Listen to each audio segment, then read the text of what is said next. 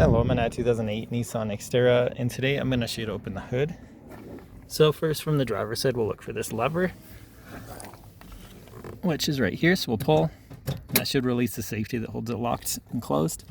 And you see this cable here, make sure that's attached as well. If there's no cable, you might need to address that. But from the front, now that we pulled that, this hood should be slightly loose now.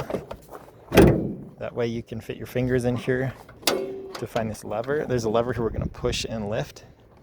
So push and lift. And typically there's an arm, there it is, that'll hold the hood up. Sorry for the camera work here. This is a little easier with two hands. But now we've got this arm holding it up. This is that lever I was pushing earlier. Make sure nothing's bent or broken, no debris stuck in here that needs cleaned up. If this is sticking a lot, maybe try some WD-40 to loosen it. That's where it's hooked onto. And then also double check that your hood's in proper alignment, because if that's crooked, that could cause you issues too. But I hope this is helpful. Hope you have a wonderful day.